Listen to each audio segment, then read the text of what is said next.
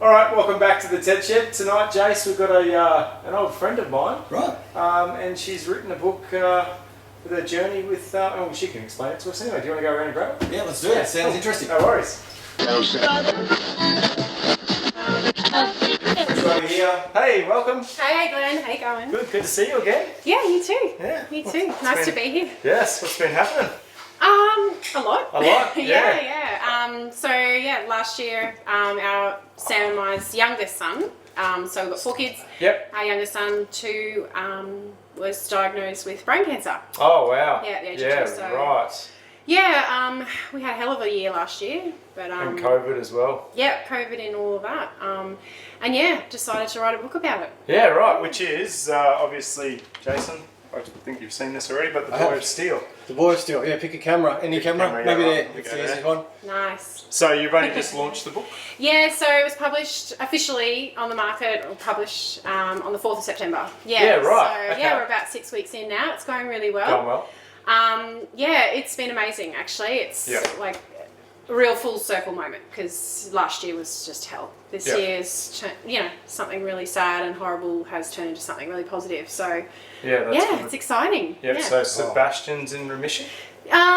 Don't know if we'll ever have remission. Okay. Not sure if that's a title he'll ever get to, be proud of. But we're having a year off treatment basically. Okay. Yeah. Yep. But he survived last year, which is amazing, and that's the subtitle is Little Sebastian's Big Miracle, which is basically, we received the diagnosis and we thought he was going to die. Basically, wow, we didn't think even treatment was an option. So wow. So it was really tough. Yeah. Really tough last year, being faced with that, and then COVID in amongst all that. So getting locked down, being stuck here away from home. Well, that's pretty deep, and let's dig into that a bit more. But I think before we do, Glenn, do you want to organise some drinks? Yes, I will. What are you having? Canadian Club? Yes. Yeah? I think so, yes. Yep. I've got Pepsi Max. That'll do? Yep. Yeah, sure. Thank you. I'll have the usual. So this is your first time visiting? It is. In the shed? Last time I was here, the shed was a shed. It was a shed, yeah. Yeah. What, a race car or 2 in it? Yeah, a couple, definitely. I can't remember. But yeah, 5 years since I've been here. Yeah. So, it's great to be back and in the TED Shed. So, 5 years. Where are you living now? We're up in a little place called Gelatin, which is northwest of Cairns. Right, so far north. Yeah, far north, on Sam's family farm in Gelatin. Yeah. There you go. Cheers. I don't have any ice, sorry. That's fine. Oh, Will do. Okay. Thank you. So what a time to be down in Brisbane. I mean, we're thankful because filming in the shed when it's raining is very hard. So we've had a bit of a rain this afternoon, so thankfully it's eased off. It's all calm at the moment, so hopefully we can have a chat before the next comes through. But I'm on the welcome to cheers. I'm on Cheers, the water. Glenn. Yep, cheers. I think we met nearly 20 years ago. I know, that's crazy, hey? Yep. It takes you back a long time. I moved here 21 years ago. Did you really? Yeah. And was your first job at the gym? No, sorry. That was my first job out of uni. I did a lot of little casual jobs while I was at uni. So you used to live in Springfield? No, we started out at the Gap, right. and then we ended up out at Ipswich, so Brellan Point first and then Colo, for the most part. Do you remember Bell's Farm? Bell's Farm? Yeah, you might have went there in school camps. No, so as a kid I went to this farm on school camps called Bell's Farm. Right. And then Crystal and Sam bought it. Well, you bought half of it, didn't you, or something like that? No, it ended up getting split into 4 for 4 Bell kids, and we bought one right in the middle. So. Did you ever go there on camp?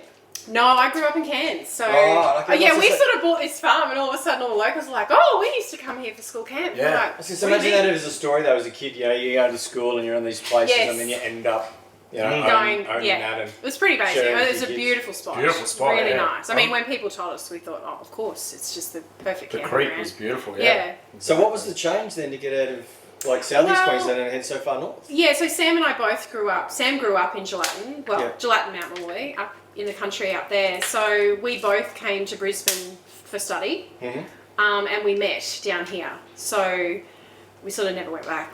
We just, the 4 years of study turned into nearly 15 years. And fell pregnant with our first daughter and went, we probably should go home now.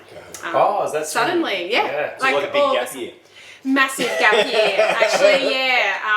We were really happy here. When we bought Colo, we said we would retire there and live there forever. We sort of didn't really have any ambition to go back at that point. We had really great life, great friends, great career. It was fantastic. But the pull for home just got really full on when we, decided to start a family.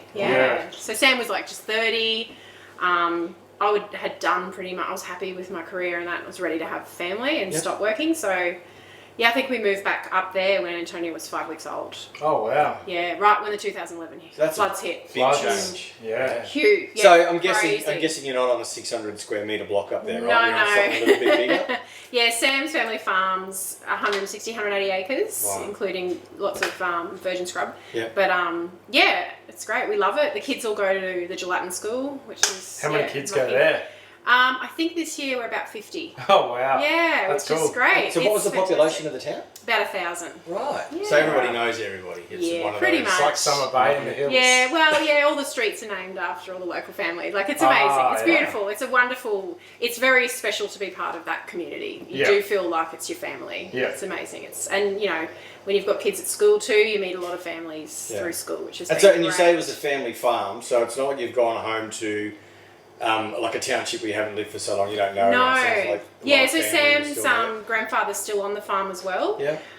He's getting close to 90, but it's great, and he's Sam as well. So. Yeah, it is Sam. Yeah, I've been to that farm. Yeah. I've made one visit to that farm. Yeah, before the house went in. Yeah. That's right, before the house. Yeah, it's just the old concrete block house. Yeah. They had a pet kangaroo. Yes. Really? Actually, it was a wallaby. Oh, whatever. Yeah. Same. Yeah. Tomato. Yes. Yeah. Close. Wow. So that would be amazing. So is this your first book, Crystal? It is. Are you sure? Yes. I think I'm going to prove you wrong. Really? Yeah. What? So I've got this book. We do research. Got to show that one. Okay, so this is Crystal's first book. Recipe books aren't included. I have done a few recipe books, it's but they're not published. They're not published. I forgot I'd shared that with you. Hey, geez, I was childless then. I look pretty good in that photo. You're holding some, baby. That's Lewis, my first nephew. Oh, there you go. Yeah. So there's some recipes in there. Thanks. Okay, So there was 3 editions of that. That's the first one. Yeah. Well, I feel special about the first one. You do? I forgot about that. I still got that. Probably lots of cobwebs. That's amazing that you've kept it. Well, I feel a bit special. Yeah. I was going through my cookbooks the other day and cleaning out up the top of the cupboard, and I was like, wow, there you go. Oh, well. So, maybe I'll do something with all those cookbooks now. Exactly. Why not? Exactly. Well, it could be next bestseller. That's what you like to do too, right? Is cook. I love to cook, yeah. Did that help you through your time, or you didn't have time Not to do at all, it? actually. We weren't at home for a lot of the time Sebastian was sick, and that was really hard because all those mundane things that you do day to day that you think, oh God, I've got to cook dinner again. I really miss them. I think Julie can vouch for the fact that I just cooked every day. Just try and cook. I just would cook.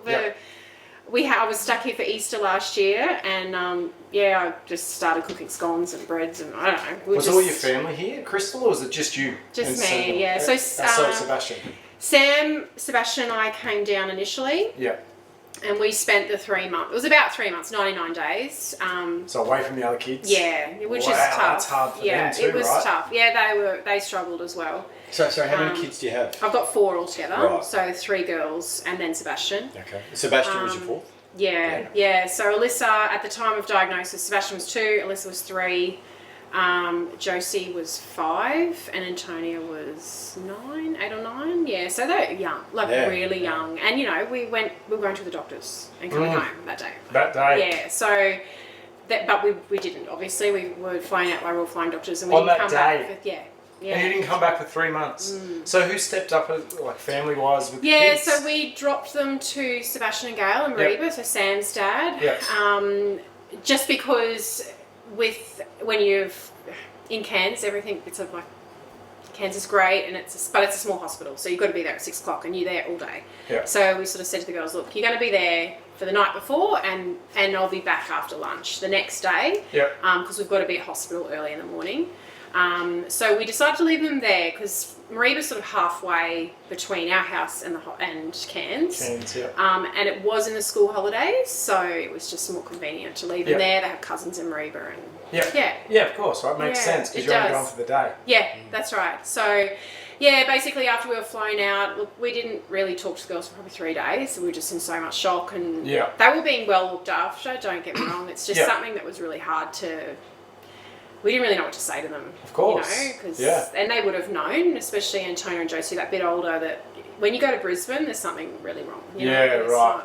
Like going to cancer hospitals, like in the paper, your big news, you know, if it's something really bad. Yeah. But to get flown to Brizzy's sort of pretty So same day serious. diagnosis and you're on a plane straight to Brisbane. Yeah. So that night you land in Brisbane?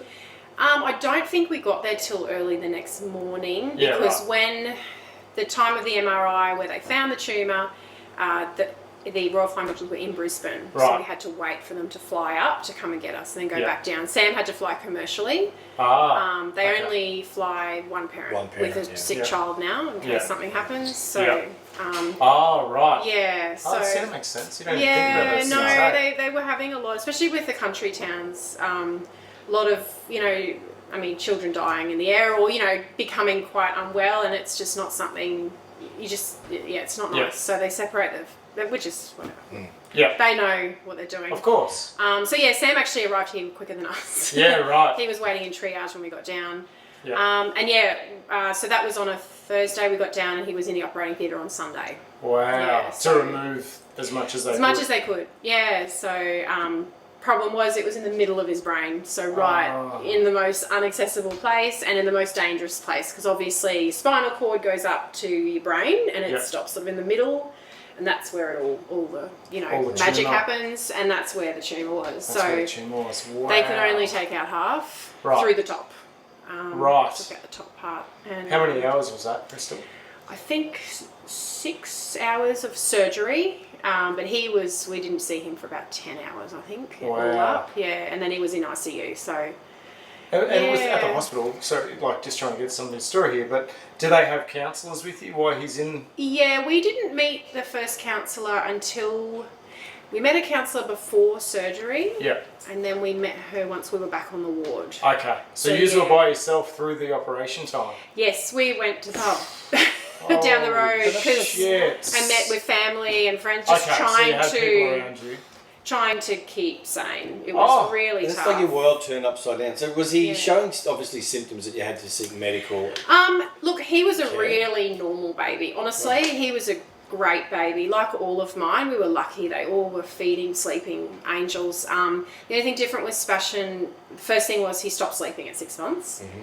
And after having 3 girls and having a boy, a lot of things that Sebastian did differently, I was like, it's just because he's a boy. Boys, and they are very different. It's really hard to understand until you've had both. They are very different. Yep. So when he stopped sleeping, it was about the time I stopped breastfeeding as well. I thought, this is like that 6 month sleep regression that everyone talks about that I'd never experienced. I'm like, it's all good. This is normal. So that alone wasn't really that alarming. He would just be awake. He had insomnia. And the doctors just said, look, he's just really active. He's just an active, healthy little boy. He's just full on, and that was fine. And then when he started to walk, he had really bowed legs, really bowed and pigeon-toed. But so was our eldest daughter, Antonia. Hers self-corrected by 18 months, and they did say to us, look, he's a big boy, 2 years, we'll look at it. But until then, he's fine. He's running, he's walking. Yep. It wasn't stopping him doing anything. It was otherwise, he was talking on time. He was doing everything. Everything to the if anything, faster. Climbed faster than the girls. He was a menace. Yeah. But little boy, perfectly normal little boy. And just a couple of little niggling things that, in hindsight, were huge red flags, but you would never in your wildest dream. I mean, even the paediatricians before diagnosis had said, look, he doesn't look like a sick kid. He's fine. He looked good. Look, it got to a point where the paediatrician said, look, I think he's got a bit of facial palsy as well. So his left side of his face, we'd noticed then the left-handed stopped working properly at about 22 months. So high five, he'd do that, Yeah, so some things were just a bit off. What's going on, Sam? And it was weak. Yeah. Again, though, he was fine otherwise. Yeah. And so we weren't alarmed. We were worried, but not concerned. But once we got into paediatricians and stuff, we were told, look, you need to prepare for the fact he's probably had a little stroke somewhere, maybe in his sleep. When he was a baby, you wouldn't know. Yep. It's not going to change anything. It just means you can cater therapies to fix his left side weakness, or That's right. you know. So that was like a bomb going off though. To hit with cerebral palsy diagnosis is just like, what is this? And then we learnt about cerebral palsy, which is huge. Yeah. And there's so many amazing cerebral palsies, you know, people out there who you wouldn't even know. You know, they're just amazing people. It's obviously almost totally physical disability, not a mental disability. So we're really thankful intellectually he was fine. Yep. But you can't confirm cerebral palsy without an MRI because you need to identify that stroke in the brain or a bleed. And that was the catalyst to go to Cairns to have that checked. Wow. So then the MRI happened. They went, actually, it's not cerebral palsy. It's a brain tumour. And so, I think everyone was as shocked as us in the Cairns Hospital. All of a sudden, he was priority one. Oh, wow. Yeah, so, that's insane. Yeah, really shocking, you know. Really, Absolutely. And I mean, I don't know if you've ever had your kids in for an MRI or a scan or whatever. They say, oh, okay, it's very routine, you know, like we'll put the gas on, they'll go to sleep, do the scan, we'll come and get you 20 minutes later. When they wake up, have something to drink and you can go home. Like it's just every day, happens all the time. So when they called us back in, and the other thing was they always say only one parent can go in for whatever reason.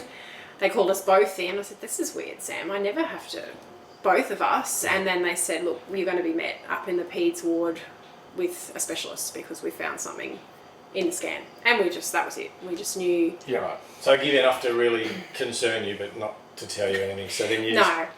Unfortunately, the most senior person at the hospital that day was a paediatric cardiologist, so a heart doctor, and he just said to us, look, I don't know anything about brains, but I'm going to show you the scan, and just so you know, we've been in touch with Brisbane already, Townsville, and the lead neurosurgeon's going to get back to us about what happens next. Right. Yep, so you might have went to Townsville? Yeah, that's where they, I think, would have preferred to send us, just because it's close to home. I mean, they knew us, like family, big family from a farm, lots of other children.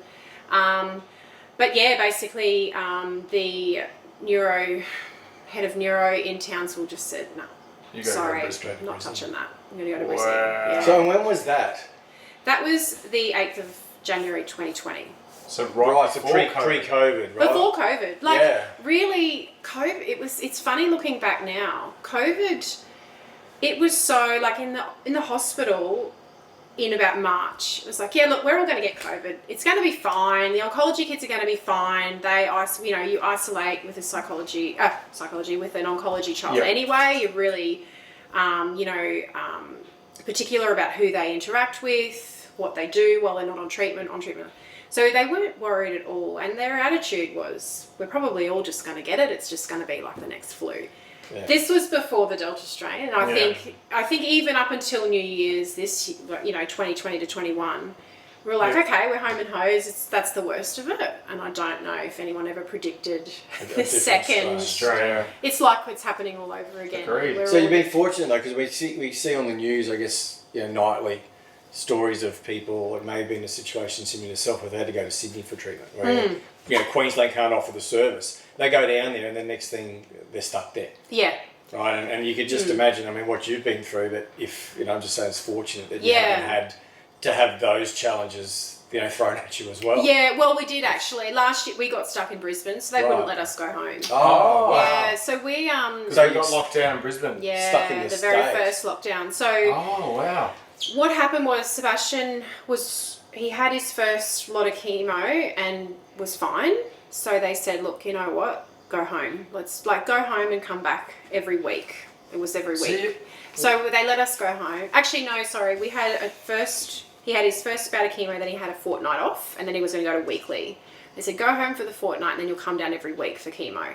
And we were like, awesome, because down here at the hospital, it's like, the hospital is the safest place for him to be. He's got to stay here. And we're going, if you saw the fresh air, the abundance of nature, and just amazing healing energy in our home, you wouldn't be saying that, but that's hard for them. We're like 2 hours from hospital, so they were trying to be safe. So they did let us go between that first initial round of chemo. Unfortunately, we went home and he had a bleed on the brain within 3 days. Oh, wow. And they flew us back, and that's when they said, we're about to go into a lockdown, you are not going home, and it was 6 weeks. Holy shit. Of lockdown in the house. So that was when it was the worst in Brisbane, where you had to wear a mask out in the backyard. You could exercise, but you had to social distance and wear a mask. So you're at the Ronald McDonald house? No, at that stage we decided to stay with Julie and Brendan because Ronald McDonald House was amazing, but very quickly it started to feel like the hospital. So after 3 months there, every night and that. no, unfortunately, and it is the most amazing facility, but when you're faced with endless amounts of time away, it all just starts, you become like a robot. Sam and I were doing 3-hour shifts, and we'd just walk across the road, and you just like strangers in the night. Sorry to interrupt, is that a shared facility as well? So Ronald McDonald House at South Brisbane. No, so you're in your own apartment. It's like an apartment building. Right, so you get an there's multiple apartments in there. Okay, like each level might have 10 apartments. So you've got your own space. And you do, and it's communal kitchen. Right. But you have your own bathroom and a little kitchenette and a desk and your beds. The long-term stays, so families who are up for like a year at a time, there is a whole level with its like family, and it's like a little house, spare bedroom, and it's amazing. But we were lucky to have family in Brisbane. We got to a point where we'd go over for dinner every now and then, and we'd just be like, how nice is it to sit around the table and have a conversation with people? So by the time we got flown back, I was just devastated. We were back in hospital. We'd sort of shut that door. We were like, right, okay, this is going to be okay, but no idea what's coming next, but we're going home.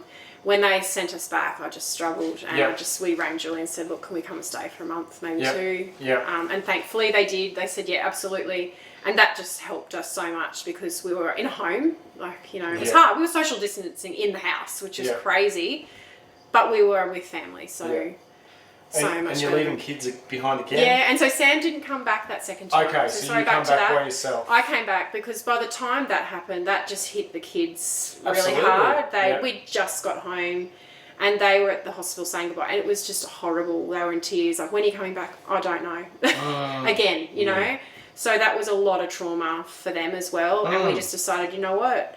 The kids need to be at home with Sam.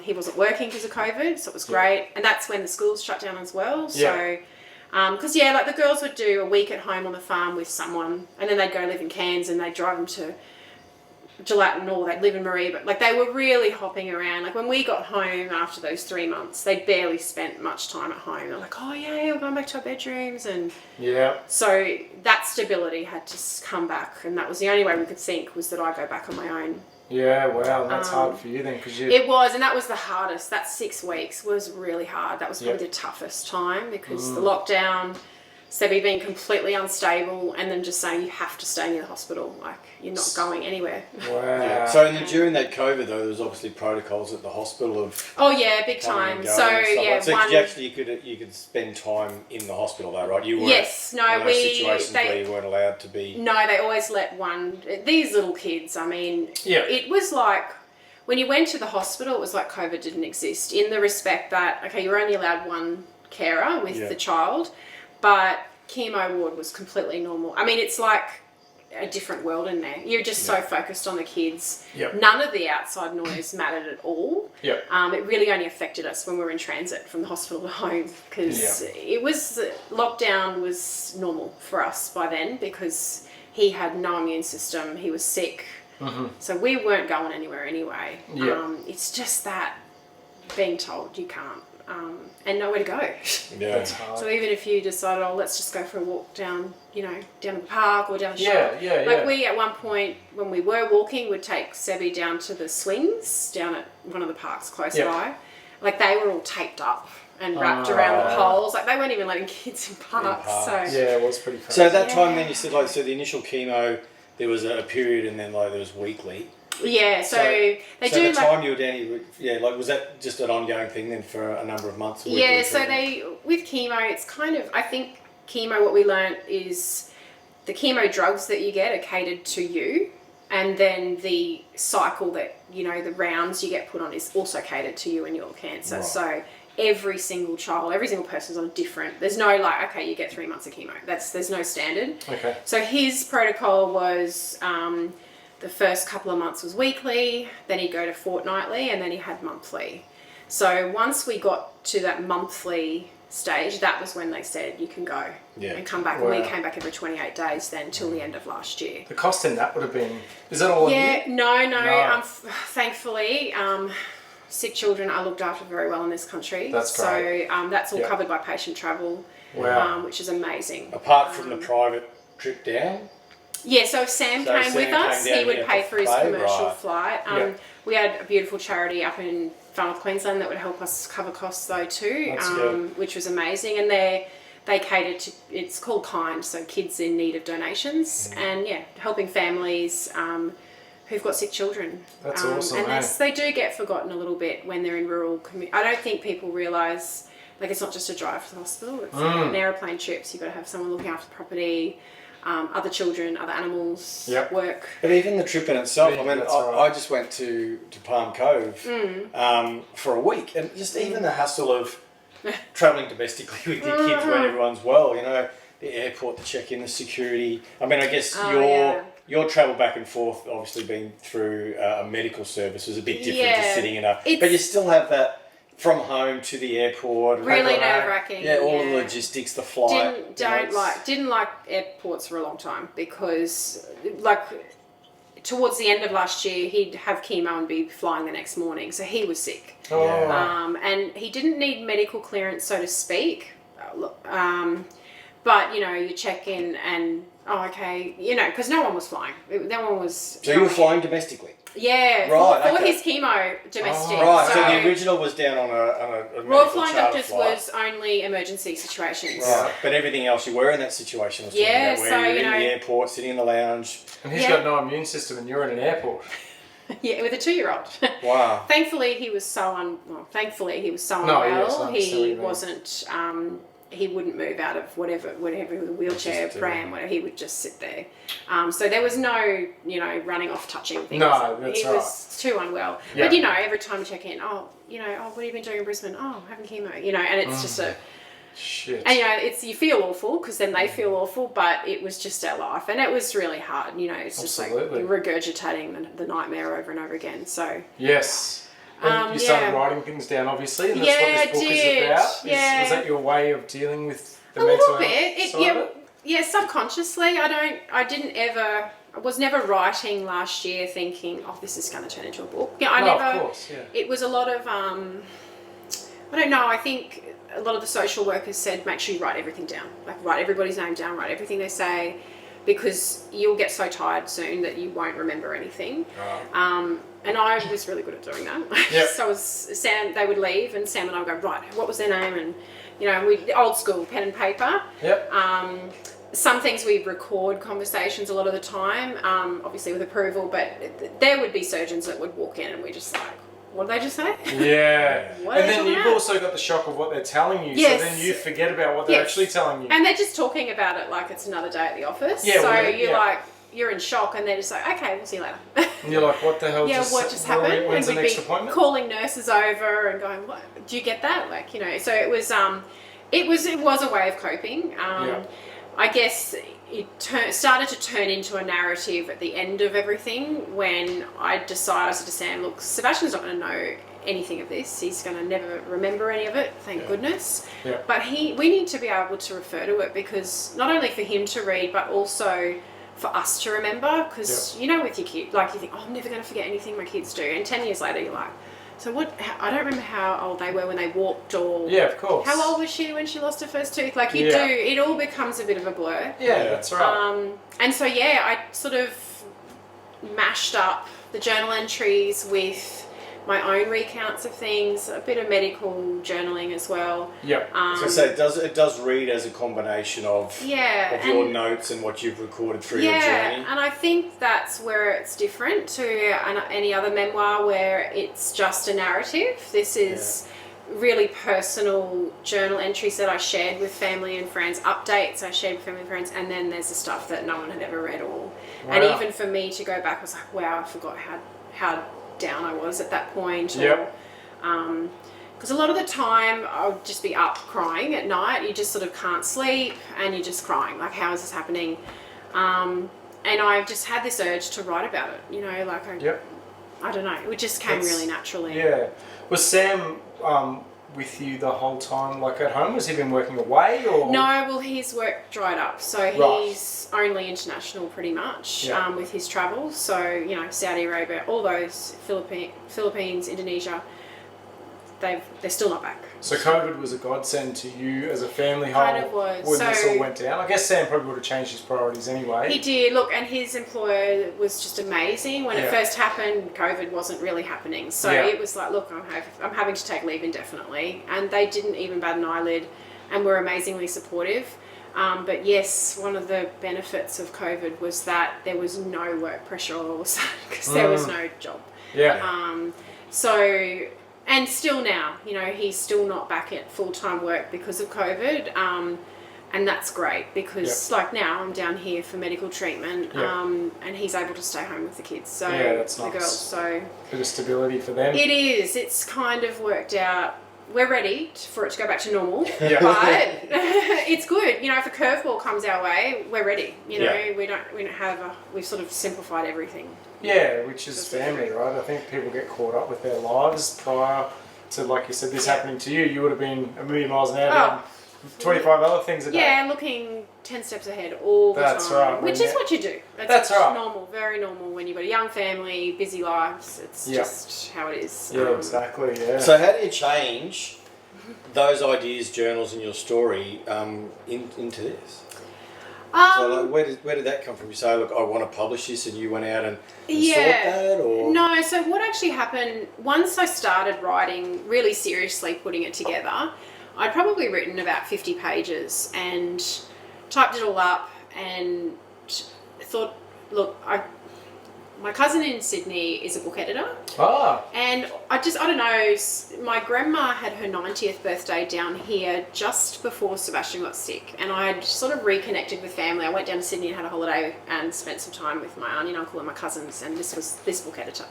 So I'd sort of had a good enough relationship with her. And I sort of started thinking maybe she could have a quick read and just see if there's anything to this. Because I started feeling like this might help other families. Like there was so much we found out at like 4 or 5 months in that I wish I had known straight away. You know, like support groups, you know, free events for families and just lots of things. So I sent her a chapter and she was like, yeah, you could probably roll with this if you wanted. There's a huge market for mothers telling their stories at the moment. And the way you've written it's nice, you know, like it's got a narrative, but it's got the personal side of it as well. So I just went, okay, that's enough. And I just kept going then. I just kept writing and finished it in about January, February this year. Yeah, right, wow. That's awesome. But I didn't move with the publishing until Sam read it, and that was huge. So he didn't read it till May. He really struggled to get the courage up to read it. It's still really hard for me to read, although now I'm at that point where I sort of feel like it's someone else's story because I've read it so many times. I've edited it so many times. It is amazing. I was just flipping through sections in there, and then like you've got timelines in there, even things like the messages of support and stuff like that, sharing messages of love there and reading through that. You know, like there's a lot of what we went through, like a lot of coping through last year was knowing that we just had heaps of support. I mean, we would get text messages, 10, 20, 30 messages a day of just not hi, how you going? Like, we're thinking of you. You know, we know it's hard. You're doing a great job. Everyone just stepped up. And I really wanted to include that in the book because I think not just for someone who's been through it or going through it, but anyone, I think it brings back that message of, you know, when you're really down and out, there's special people in your life that will always be there for you, and that's what gets you through. That's exactly right. And I wanted to honour those people. I didn't use names or anything because I didn't want to have to make anyone feel uncomfortable, but I wanted to include that because I think it also shows a side to our story of how we got through it, which is not just writing a journal or seeing a counsellor. No, definitely There's so much background noise going on that's positive too. So exactly. Yeah. So where are you at now? Like we're a little bit down the road? Yeah. So it's all going wonderfully. Yeah. That's great news. Yeah, it's that's amazing. awesome. I've had lots of local support. Obviously, everyone wants a copy up home, which Yes. is amazing. That's good. But yeah, just getting it out. It's been distributed worldwide by a publisher down here. Yep. But I did publish it myself. It's kind of hard to understand, but you do need. I was looking at that on the back there, so the publishing there. So that's my publishing company. That's yours. Yeah. Okay. So in the process of writing a book, I decided that it was a good idea to start a publishing company. Publishing company. Right. Spoke to a good accountant though. Yeah. Yeah. No, actually, I haven't yet. Oh, Do that. Jesus. No, well, I'm not making any money. Hopefully one day. Yeah. No, so basically, when you self-publish, it's like, I compared it to when we built a house. So we were owner builders. Yep. So we didn't do the tiling and the painting, but we were there to oversee. We contracted out to the professionals. So when it came to editing, I hired a professional editor, book editor. I hired a graphic designer to do my interior design, my cover design, all that sort of thing. When you go to a publisher, they do all that for you, but it's big bucks, big bucks, even if they offer, oh yeah, we'll publish your book, but you got to pay for it. So Oh, wow. yeah, so I learned all that very quickly, and what I decided was, because it's such a sentimental and personal journey in writing for me, I wanted to have total control over what was published. And look, a lot of publishers in Queensland especially are great. They won't touch it if you say, oh, I don't want any words changed, I don't want it marketable or anything. But I just didn't have the energy to worry. I just wanted to know that it was authentic and that it was word for word my writing. Your writing, yeah. So yeah, that's how that came about. So one of the other jobs I got was I got a publishing company to distribute it worldwide. Okay, so they send it out to the libraries, the retailers, online stores around the world. So they've done So I was going that. to say, it is in digital format too, right? Yeah, it's ebook and print. Yep. And yeah, I think 40,000 retailers around the world. I don't know where yet because I haven't got my first statement. It's only early days. I think I get it next week, so I'll know. So that would tell you how many books you've sold? How many books I've sold, how many copies are out there, and where they are. Which is so exciting. Absolutely. Because I'm getting boxes of 250 books at a time printed because I've just had so much demand through launches and signings and locals. And that's great. But I don't really want to be a walking salesperson for a book. No, I just want to get it out there. It's a bit of a double-edged sword, though, isn't it? Huge. Because it's one of these things that's something you want to share, but you've also, if you're publishing it, you've got to promote it. You do, and I've got no problem with promoting it. I just want to really remain authentic to my original reason for doing it, which is helping other people, and not just people with sick kids, but anyone who's been through hardship. Just to remind people that, in hospital, all we heard about was these poor kids who were terminal. So they were never leaving the hospital. Like we were at one point, Sebastian was the most severe case on the ward, but we were never talking about him being terminal. There were kids there who their tumour had exploded, so they had shrapnel, and they were never leaving the hospital. And there was just so much of that. It's really sad. So I wanted to provide an alternative, which is hope, a story of hope. Yeah, it was a really bad diagnosis, but he's still here. Don't know what's upcoming, but it's turned around 360 big time. Such a quick time. This time last year was not good. But, did you make a lot of friends in the hospital in the same situation? We did. It's hard. I mean, I'm not in contact per se with any of them. You're in this horrible world where it's a lot of passing in hallways. Occasionally you go to the family room, make a cup of coffee, and you would literally stop for a minute. And all you talked about was your sick child. And, Just in the days for the whole time as well. You get a bit of fog and you just... Yeah, you're not. You got your blinkers on. You're not thinking on relationships with and strangers. No, I mean, it was sometimes nice because often you'd walk out going, oh my God, thank God that's not my child. Thank God my child's got their bowels intact and not having a bag and all this sort of thing. So it was hard. You didn't really have the energy to make new relationships, but you wanted to. So, I mean, we see a lot of people still at the hospital. We're in there still every 3 months. So every time we go to oncology, we still see the same families, usually having the same reviews. And And a lot of kids Sebastian's age, little kids, which is Yeah. sad. You know, there were babies being pushed in prams into chemo, having chemo. Like, it's terrible. tragic, It's just tragic. So It's crazy, isn't it? But Yeah. I guess until you're open and exposed to that world, you don't really realise it's happening. you don't. And And it's I been mean, happening for 30 years probably. yeah, you know, longer. You know, And it's getting worse. So Yeah. while we were having chemo last year, there were 216 kids having chemo in that hospital at that time on the chemo schedule. That is a lot of kids. Like, that is a lot of kids receiving life-saving treatment at that one point in that one hospital. You know, there's so many other hospitals in the state, That's let alone right. Australia. You find it says something though. I mean, Queensland's such a large state. To think though that you're in far north Queensland, I mean, you're just a couple of hours from a major city, Cairns. Yeah. But like for these sorts of treatments, you're really 2,000 kilometres away. Yeah. So I You think think that says something? Do you think? You know, I don't think that's a reflection of the hospital system though, because there was talk before COVID of us being able to do some of the chemo in the Cairns hospital. They do. I think Cairns has the biggest regional cancer clinic ward thing there. I think So, that. so your continual treatment of coming back to Brisbane is because of the doctors are here that have Yeah, seen. so something you learn once you start treatment with a particular doctor or specialist paediatrician. So every time Sebastian comes down for an MRI, it's done in the same machine by the same radiographer every single time. Right. And that is to maintain consistency. Yeah. So like with a brain tumour, like a mil of growth is concerning. Yep. So, and ironically, the machines in the Cairns hospital are actually better. So they would probably pick up discrepancies that they wouldn't have picked up down here. So just chop and change machines is just not an option at this early stage. I mean, they're watching it so closely that, I mean, any sign of growth and we're straight back on chemo again. Yeah. So it's not really a reflection. The whole coming back to Brisbane thing is more that they're just trying to keep it really safe. Really safe. Yeah. And to be really sure. Because, you know, these guys that are leading Sebastian's medical journey, like, I mean, his health is on their shoulders. So they don't want to be worried that, the radiographer was different that day or they're not as qualified or, you know. They just want to make sure, cut out all the, all the what ifs and ifs. whats. Yeah. And which hospital is he treated at? Queensland Children's Queensland Hospital at Children's, South Bank there. So Lady Salento. Yeah. Yeah. Some people still People call it. know about it Yeah. before the name change. Is it getting easier now to come back?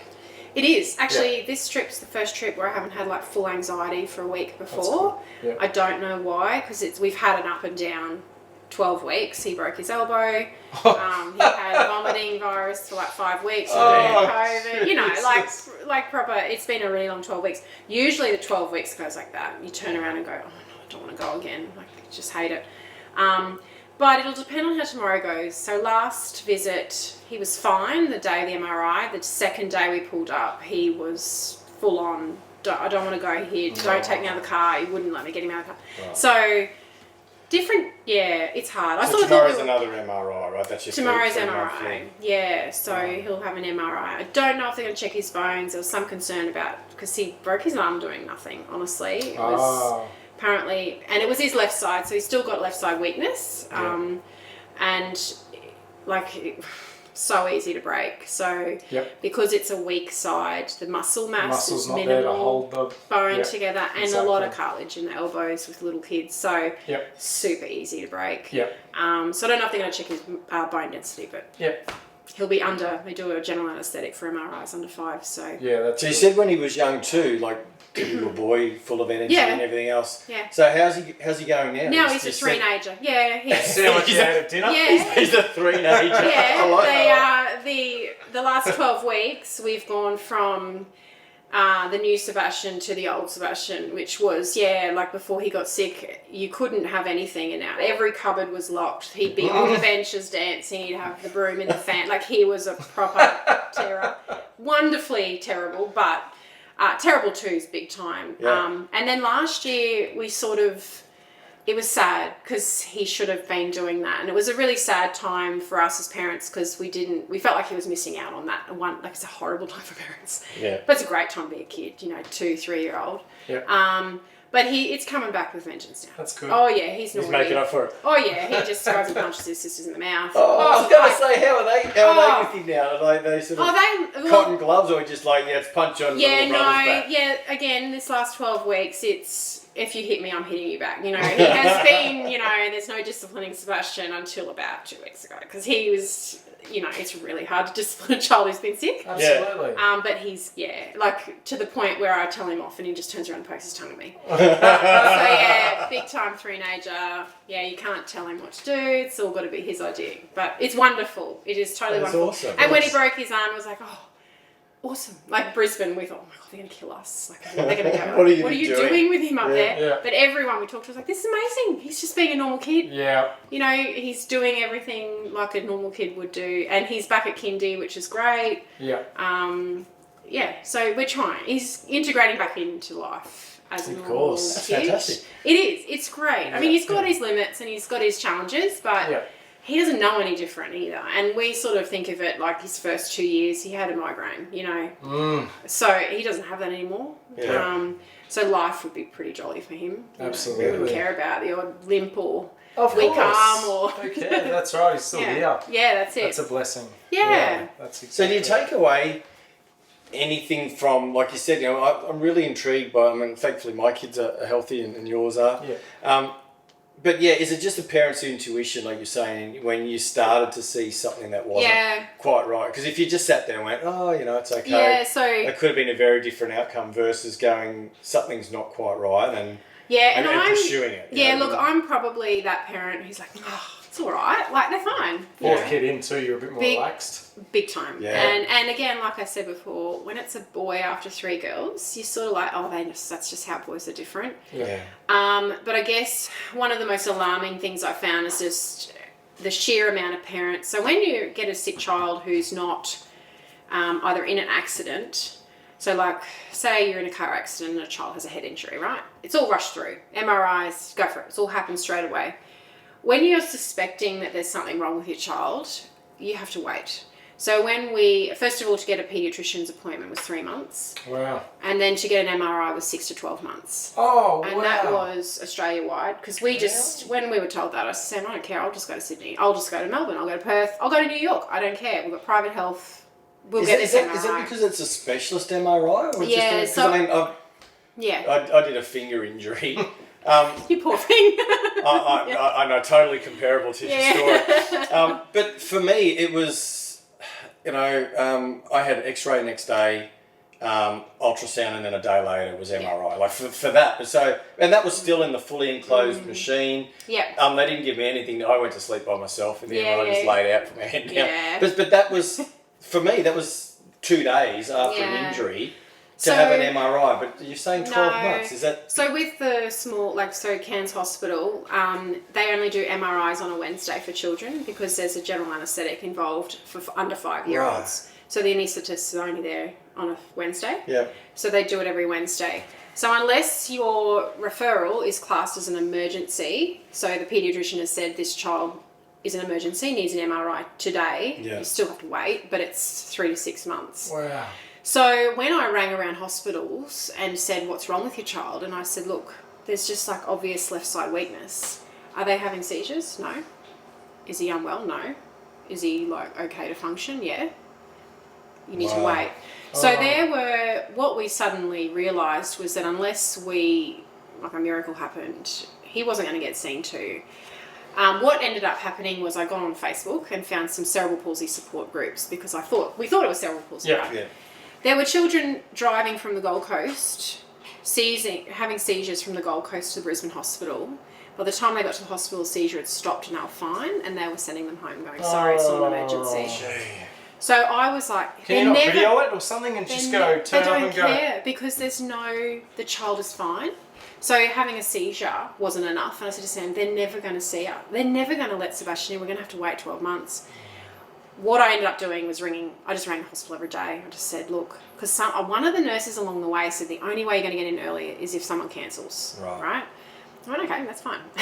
I'll become a nuisance. Yep. Yeah. So it took 2 weeks and I rang and they said, it's funny, someone just cancelled. Can you come in next Wednesday? Oh, wow. Now, when they found the tumour, there was absolutely no doubt he would have probably died within the month because it would have erupted. It was the size of a grapefruit in a 2-year-old. Yes, and the middle of his head. Well, that's the hard thing. So if he didn't get that appointment, he's going to potentially pass away. Yeah, and I think that's reconcile when we saw all the white faces in the hospital, and they're all looking at us in the Cairns hospital the day they found it, going, "But he's so well, like, he's fine, like."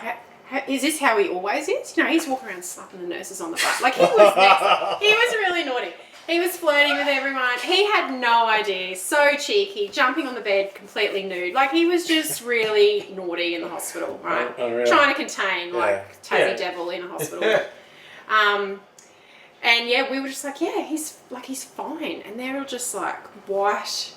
How? Like, look at that scan. And we're like, we know. Like, and you just wanted us to wait, you know?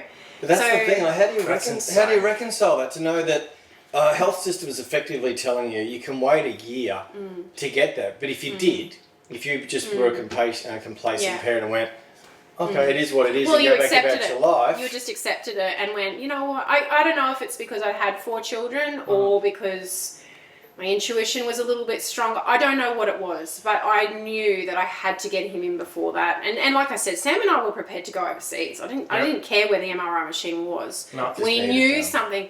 When your child's left side goes, you straight away, they've had a stroke. This is serious. Yeah, of course. Well, if that was an adult, like they'd say, signs of a stroke, Exactly. triple O straight away, Exactly. heart attack, all of these things. But you're saying you're seeing a significant issue, and it's, sorry, it might be 12 months before you can be seen. And you know, like I said before, there were all these little red flags that really were huge red flags. The night sweats, the not sleeping. Now we know it was because he had migraines and pressure and God only knows what, a bleed about to happen, an eruption about to happen. Yeah. We didn't know that, but now we do. And I guess that's why it's just so important. When you think there's something wrong, you've got to follow it, because he looked and he was a normal little kid. Yeah. And to find that going on inside was shocking, you know. Absolutely. Everybody was shocked. Absolutely. Even when we got to Brisbane, they're like, oh my God, he looks so well, you know. Yeah. We're like, I know. Yeah. Crazy. Yeah. So yeah, I mean, it was tough, but I don't know. Look, I don't know what the answer is there. It's really hard to be down on the hospital system because we've had a wonderful experience. Yeah. However, like I said, a lot of the kids on those wards are there because they didn't receive the medical attention they needed. A lot of the kids with brain tumours go in with headaches. You know, teenagers, I'm having a headache. And they were told they had behavioural issues or go take Panadol. It was never, there's probably a brain tumour, because I think in the big scheme of things, the chances of a brain tumour are pretty slim. Yeah.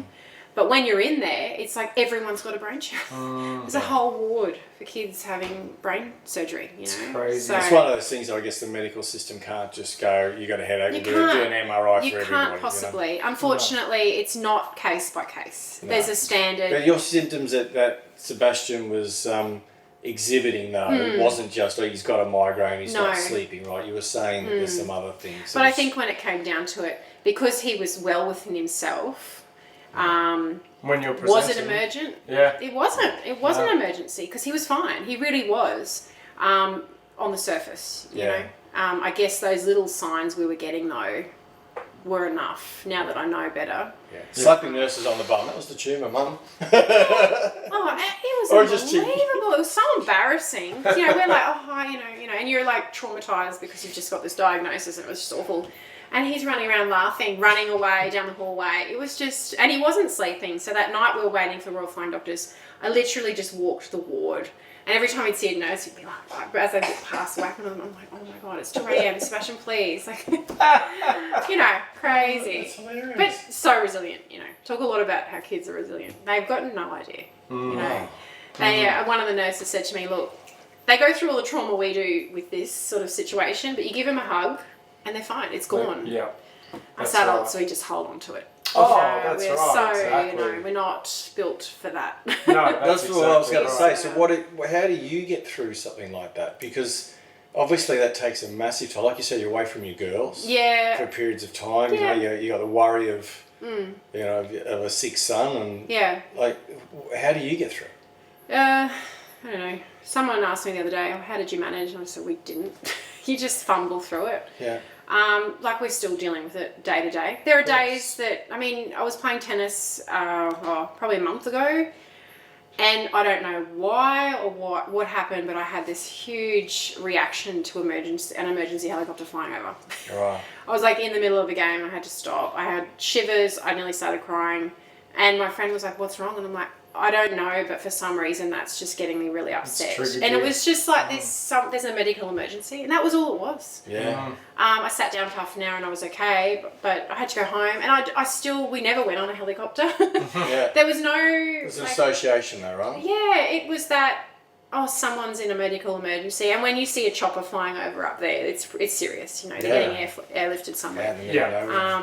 So. Oh, it reminds me of that Red Gum song. Remember that? This song goes, Channel 7 chopper still chills me to my feet. So obviously, people have been in war zones hear a news helicopter and it triggers stuff. Absolutely. So and you have the same if you hear an ambulance or it Royal does. Flying It's Doctor very Services random. nearby. It's very random. Often I'll see Royal Flying Doctors especially, and I only have good thoughts. I'm like, oh wow, they're amazing. Total angels. Absolutely. But then you get this random bout of, I think, it's been labelled as PTSD. I think it genuinely is that. Absolutely. It's a post-traumatic stress Yeah. where it's so random it gets you by surprise, and I think that's the worst thing.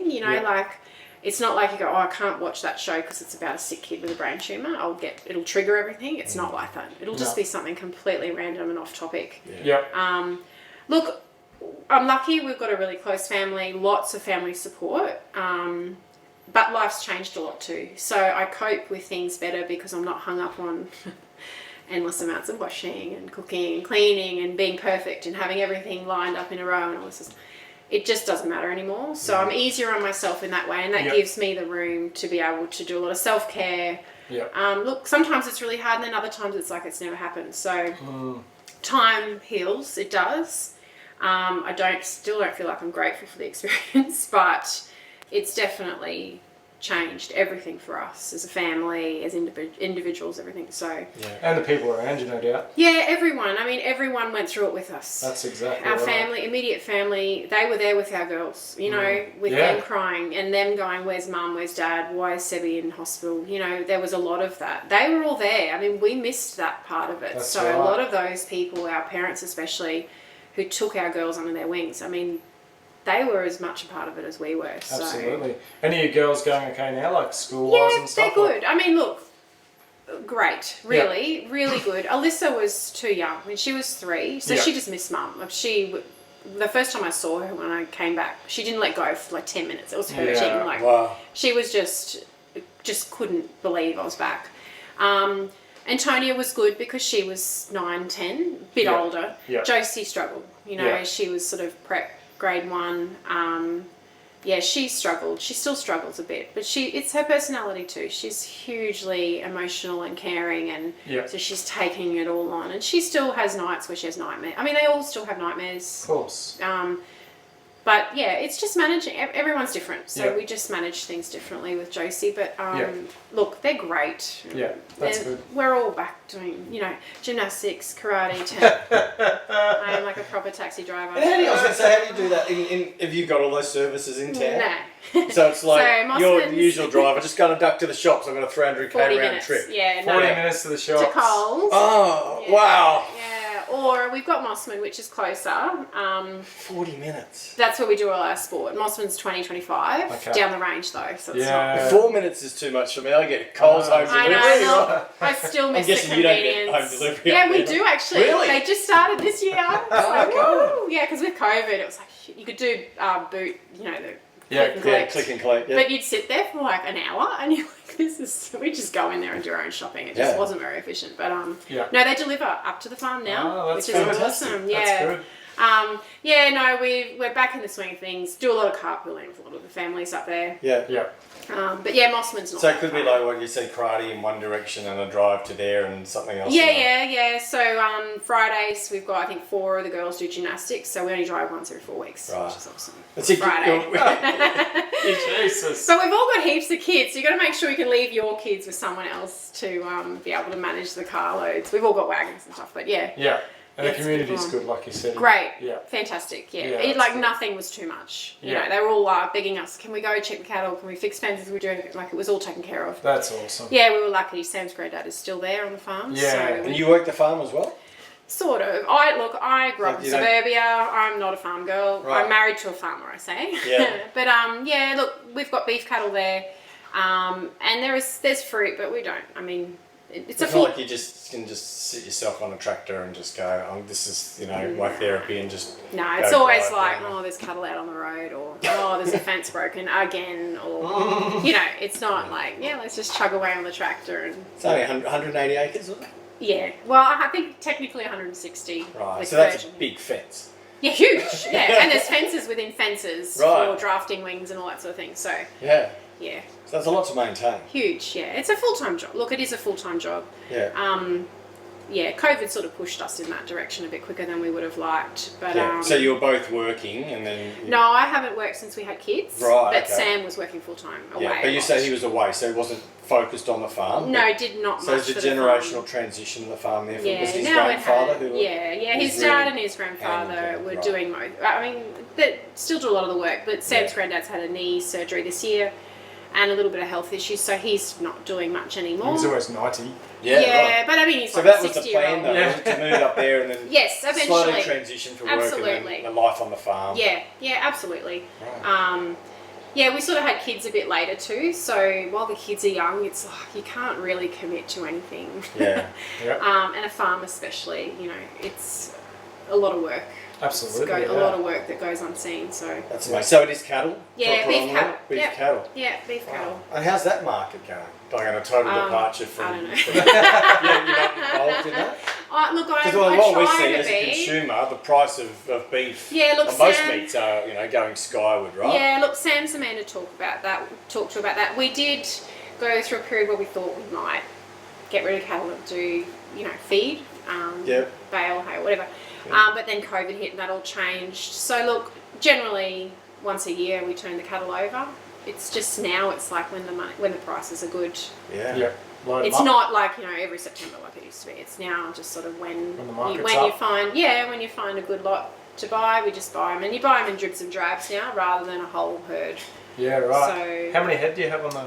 About 70. Yeah. So used to be 70 go, 70 come. Now it's like we'll get 12 at the moment because those 12 are good, and you just sort of. So your basic game is buy them young. Yeah, feed them, grow them on the buy them and sell them at the best price you can. And just keep. Yeah, so Gelatin is wonderful farming land. It's fluoro green all the time. You probably remember. Yeah, it's amazing, and even in the dry, it's dry. It is beautiful green. Region, right? Yeah, beautiful. With lots of high altitude and lots of rainfall. So really good feed. So we don't have to supplement feed at all. Yeah, we have dams, so they do their thing for a year, 2 years, get nice and big, and then we sell them. And they come as steers, so about 1 year old. Yeah. And they're big bulls by the time they leave. So yeah, nice. And so, and you're self-sufficient then for your meat supply as well. So we someone come out and butcher. No, Sam and his dad butcher all our meat. We've got pigs as well, so we do our own pork. Wow. Nipper, is Nipper alright? Does he get the blade at all? Old Nipper inside? So Nipper's actually named after our pig Nipper, who's going to be bacon. Nipper? Nipper's our pig, is a farm pig, but is named. The kids name everything. Right. But Sebby's favourite toy from hospital was a pig from one of the nurses. Right, he called it Nipper. It's kind of disturbing because Nipper's going to be not with us anymore come Christmas. So Nipper's we'll going have to to be a approach jigsaw that. puzzle there. So. Yeah. So, right. But yeah, we're fully off grid there too. We didn't hook up to the grid. We went full solar, which is awesome. So we're very self-sufficient. Grow our own fruit and veg. That's awesome. And Sam's granddad's very active too. So between the two houses, we sort of share and work together. Look, a COVID lockdown happens, and we're like. It's like any other day. We're 3 deep freezers full of meat. Like not worried at all. That's awesome. So that's even an interesting thing with. Not to go down the political route, but like when Queensland government talks, if you were in a situation, for example, I've heard stories recently of families who've had to go to Sydney for treatment in a very similar situation where they're in outback Queensland and can't home quarantine. Yeah. I think they ended up hiring them an Airbnb in the city and said, well, we can't put you because of the immunity challenge going into a hotel, so they've actually put them in an Airbnb. I'm like, if they're like you, where you're hours in the middle of nowhere. Yeah, the cost is. It's hard because I think surely the risk is reduced, though. But it's not like it is, and I do genuinely think the heart's in the right place, and they're making decisions based on the majority. I think it's very easy for them to forget. Maybe might not be the right word, but yeah, you do sort of feel forgotten a little bit. But what I'm saying is, overlook your situation. Yeah, your situation is you could travel home if you had a care flight or a Royal Flying Doctor Service. Absolutely. Flew you up to there. Quarantining at home is nothing for us. Well, you're off grid. your whole family's pretty much isolated. Yeah. That We you don't- can the quite only easily thing- go, well, we're going to stay See here. you in 12 weeks. We'll be in our little Absolutely, patch. honestly, we could do that. Absolutely. And when we went through COVID last year, what we did learn was to not just stockpile meat, but frozen veggies. So now, whatever we grow, what we don't use, we freeze. Yeah, right. And we've learned how to blanch vegetables, so you can defrost and they're like snap frozen. So that's good. I mean, you become very resourceful when you feel like your back's up against the wall. Yeah. I mean, I laughed when I came home from Brizzy the second time. That was after the really bad lockdown, the serious one down here. Went home and Sam had like piles of frozen onions, chopped onions like this, and I'm like, oh my god, seriously. No, he's at the Bunnings barbecue this But Saturday. can I tell you, it was awesome because we didn't go to the shops for like 3 months. Yeah. We just kept going to the freezer. We had everything we needed. So you got like a couple of big deep freezers? Yeah, we've got 3 deep freezers and a cool room. Yeah, right. And a cool room. Yeah, so the cool room's only put on when we kill meat. Right, temporary, yeah. Yeah, but yeah, the deep freezers are running all the time. Wow. So you've got enough solar and supply. So do you run battery? Yeah. Or something like that. Full So that's battery. how you do your nighttime supply and solar? Yeah, everything. Yep. That's amazing. Yeah, run aircon. You substitute it with anything else too, like any other No. energy, just all solar? Yeah. So when we first moved, we've been there 5 years now, but when we first moved, we did try an air turbine, so a wind turbine. Oh, wow. Yeah. But the amount they cost, the technology's not there yet. So we had quite a small one, which was probably double the size of a regular house fan. Yeah. So big, but Yeah. small.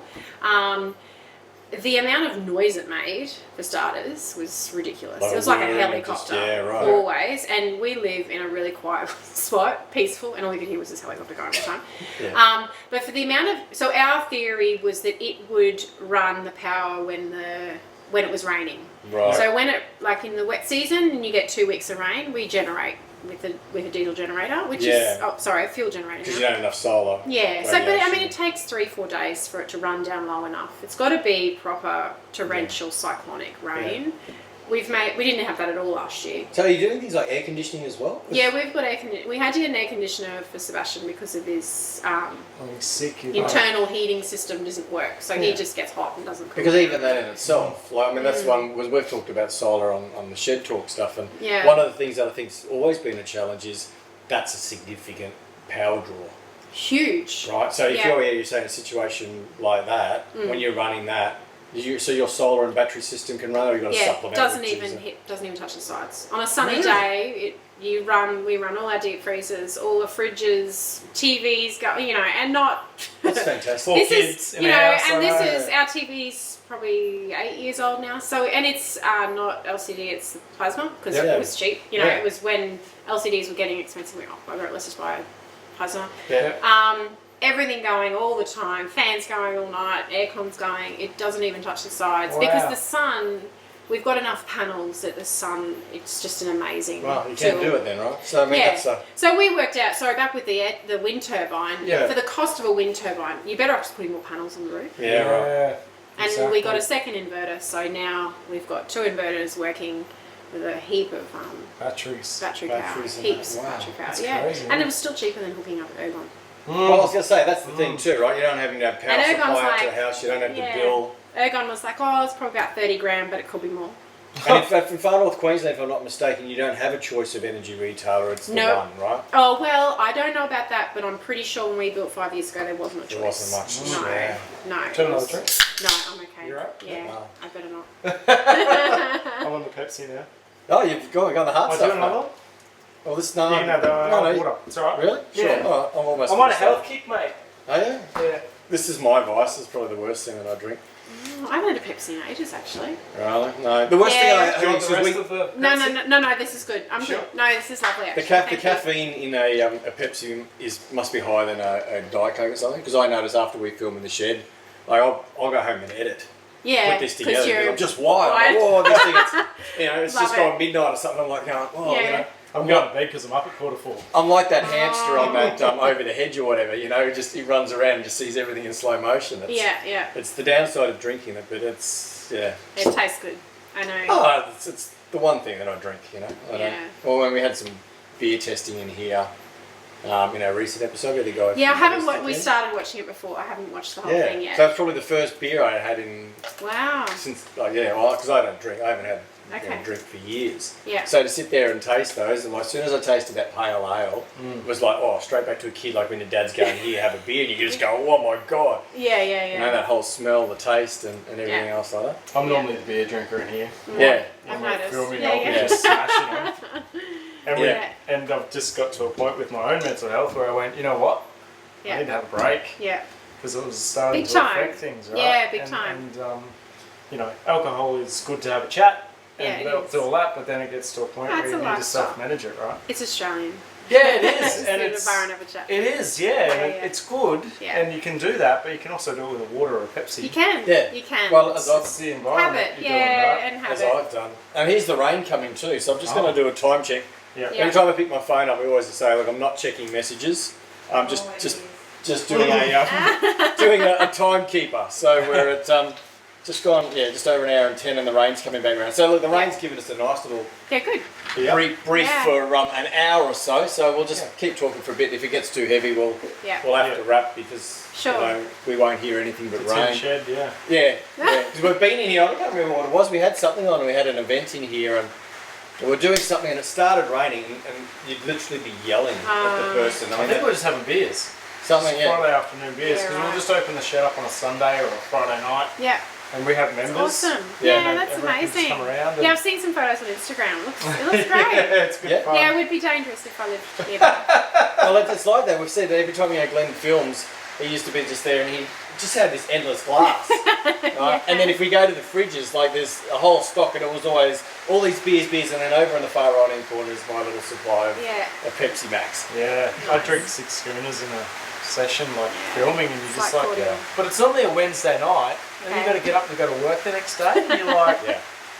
I know, it's not Ah, good. I'm getting too right. old for that. I know, right? I know. That rain is getting heavier. It is. So look, on that, I'm not going to start yelling because I think it'll be a pretty uncomfortable conversation. Yep. So- Let me dig out something. Glenn's going to dig something out. So, Boy of Steel. Yeah.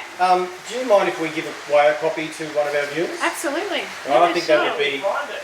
Where? Listeners find it. Well, as we said, you can go Right, I'm to. digging it. You Here can you go to go. my website. I'll give it to you. Look, Yeah, you okay. can have this camera here. Okay. There you go. I'll move my drinks out of the Alright. way, and you can plug your book. Go. Alright, Boy of Steel, everyone. You can go to my website, crystalleonardi.com, and you've got all the links there to buy the book. Yeah, we support an Australian author, and yeah, it's written from my heart. So I hope lots of people learn something from it. They're inspired, or it helps. It'll be wonderful. And I'm at the hospital tomorrow, so I'm Yep. donating a lot of copies there too. Oh, nice. Share a ring with those. It's going to be pretty special to see it on the chemo ward, especially in with the oncology families. Excellent. Well, we'll make sure Yeah. that we put links in. We'll do up a special post Yeah, just sure. on that Awesome. and reference it. So anyone who wants to grab a copy of the book, we'll provide all the info so you can grab a copy. And it's a shirt for you. Oh, stop it. I've only got an XL. It's not Yeah, trying to no, say. I was going to say you got any bigger. That's No, good. no, Hey, that's thank fine. you, that's awesome. It's, I wear Crystal- it with pride. Yes, please do. And obviously, you knew my dad along Yes, the way. I did. Yeah, It was really lovely when Not I a first guest. saw the TED shed. I was like, oh, that's amazing. Yes. Very special. No, thanks for coming in. No, thank you for Appreciate having it. me. No, look, it's a great story. Thank you. I'm going to take the time to read that now because it's from what I've skimmed through and read before Yeah. the interview was amazing. So Yeah, thanks for coming in and sharing it. I You're hope everything welcome. goes well tomorrow. Yes. Fingers crossed. And, Absolutely. Yeah, all Yeah. the best to Sebastian and the Yeah. little trooper. Hopefully that. yeah. You've seen a good side of him tonight. He slept all afternoon. And Julie's like, oh no. I said, no, he'll be in a good mood at least. There'll be no 380 tonight.